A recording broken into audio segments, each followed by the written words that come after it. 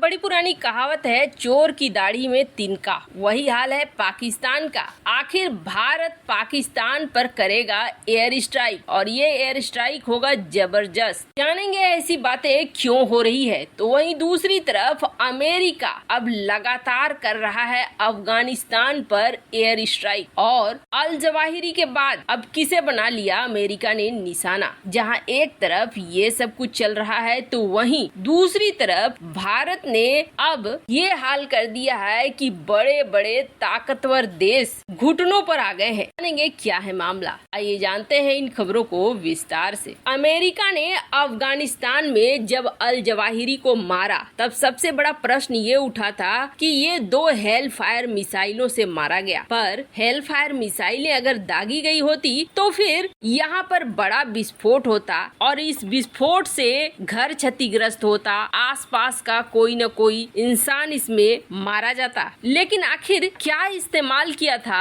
America ने, जिसको लेकर एक तो इतना ज्यादा बिल्कुल सटीक निशाना लगा और वहीं दूसरा किसी और को कोई हानि भी नहीं हुई और विस्फोट भी नहीं हुआ। किस सीक्रेट हथियार का इस्तेमाल किया अमेरिका ने, तो आपको बता दे, ये जो सीन देख रहे हैं ना आप, ये यमन का सीन है। यमन के सीन में इस कार में अलकायदा का एक बहुत ही खूंखार आतंकी जा रहा था और अमेरिका को उसे निशाना बनाना था। अमेरिका ने उसे निशाना बनाने के लिए अपने सीक्रेट हथियार का इस्तेमाल किया था और इस सीक्रेट हथियार ने सीधे जाकर कार में सिर्फ उस आतंकी को मारा था, किसी सिविलियन को नहीं मारा था। वैसे ऐसा ही इस्तेमाल किया गया अल जवाहिरी को मारने के लिए। ये हेल फायर मिसाइलें ही हैं, लेकिन हेल फायर मिसाइलों का मॉडिफाइड वर्जन है। इस मॉडिफाइड वर्जन में 6 ब्लेड होते हैं। इसे कहा जाता है फ्लाइंग जिंसू, R9X भी कहा जाता है। और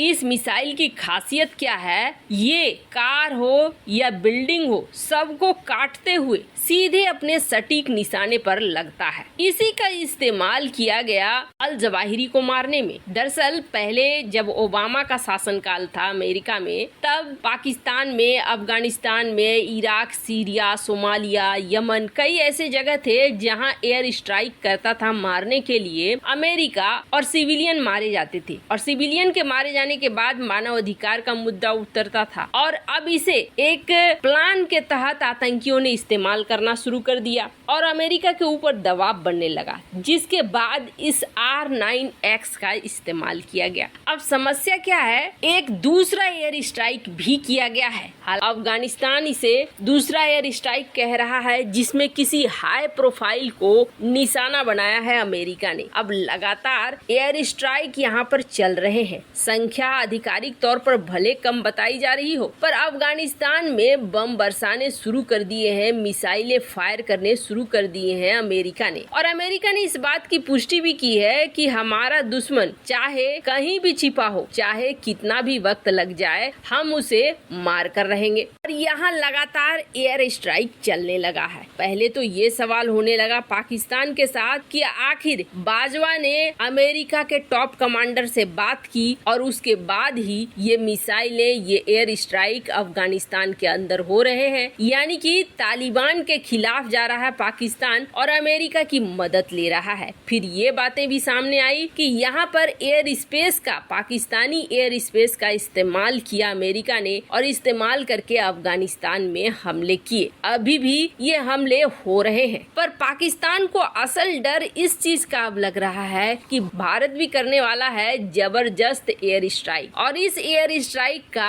असर ये होगा कि पाकिस्तान की धज्जियां उड़ जाएंगी। अब ऐसा क्यों करना चाह रहा है भारत? अमेरिका ने इस बात को कहा है कि हमारे दुश्मन दुनिया के किसी भी क्षेत्र में छिपे रहेंगे, हम ढूंढ लेंगे और ढूंढ कर उसे मारेंगे। और पाकिस्तान को डर इस बात का लग रहा है कि जिस तरीके के हालात बन रहे हैं और भारत चीन के आगे झुक नहीं रहा है। भारत ने ये साफ कर दिया है। श्रीलंका में चीन और भारत की जो एक छोटी सी झड़प हुई इस झड़प को देख भी लिया पाकिस्तान ने कि श्रीलंका भारत की तरफ आ गया और चीनी जहाज को मना कर दिया। अब पाकिस्तान को सबसे बड़ा डर लग रहा है पीओके का, और पीओके में डर लगने की सबसे बड़ी वजह है 3 लॉन्चिंग पैड। ये पीओके में अब चीनी सेना भी है और पाकिस्तानी सेना भी है। पाकिस्तानी सेना यहाँ अलग अलग लॉन्च पैड बना रही है ताकि यहाँ से भारत के अंदर आतंकियों को घुसाया जा सके, और ये चीजें निकलकर साफ तौर पर भारत के इंटेलिजेंस इनपुट में आ चुके हैं कि पाकिस्तान इस तरीके के लॉन्च पैड बना रहा है। हाल ही में राजनाथ सिंह ने, जो हमारे रक्षा मंत्री हैं, पीओके को लेकर बयान भी दिया। अब पाकिस्तान को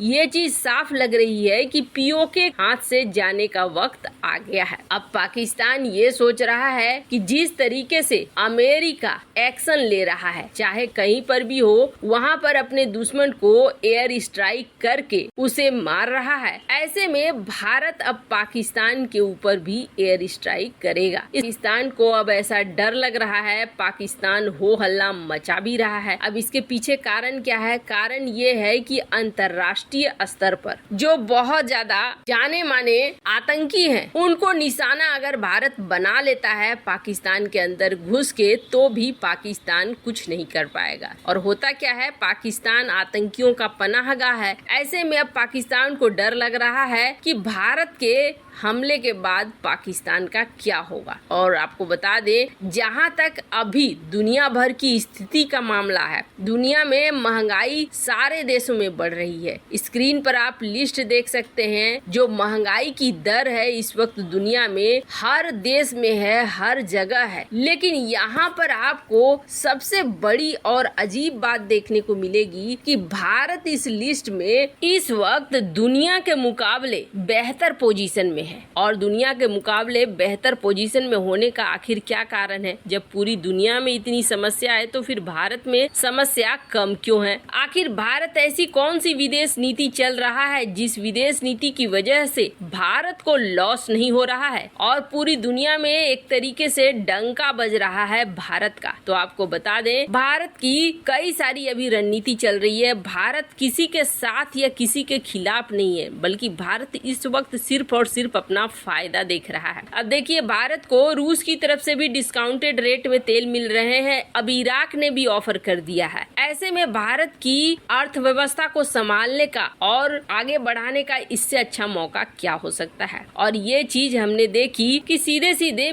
भारत के विदेशी मुद्रा भंडार में भी अंतर आ रहा है। कई हफ्तों की गिरावट के बाद आखिरकार भारत का फॉरेक्स रिजर्व इस हफ्ते बढ़ा। करीब 2 बिलियन की बढ़ोतरी देखने को मिली, जो एक बहुत ही अच्छा संकेत है। वैसे इन सब मामले में आपकी क्या राय है? कमेंट कर जरूर बताएं। जल्द मिलते हैं अगले वीडियो में नई खबर के साथ।